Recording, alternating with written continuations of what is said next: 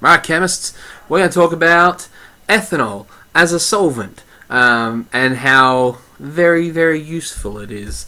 So, because of its fairly unique molecular structure, fairly unique or it's not, it's unique, because of its unique molecular structure, it is both polar and non-polar at the same time, and that's super rad. But it's also very, very small, and that makes a difference too.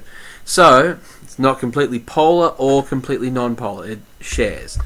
So the OH group, this is the polar section. We've got the negative section in the oxygen and the positive section in the hydrogen. And if you remember, that's because the large oxygen molecule, atom, draws all of the electrons towards it, and it leaves just the proton of the hydrogen exposed.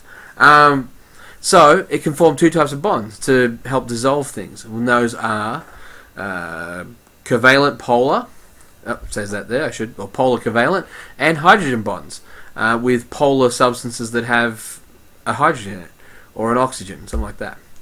This end, however, is non-polar. So this is our non-polar end. So we're right here, this is H bond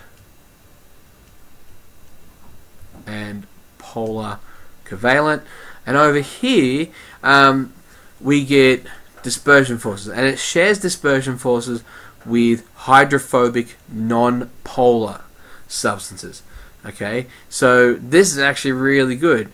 This allows us to dissolve iodine when we need an iodine tincture, or it allows us to dissolve pretty much a lot of things that don't dissolve in water. Okay, and so that's really useful. And so this is this one is sharing dispersion forces, and that's cool too. So we use it a lot for things like perfumes, etc. Pharmaceuticals are really big using ethanol.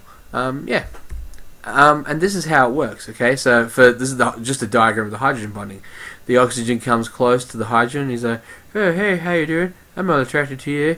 And then the hydrogen of another water comes close to the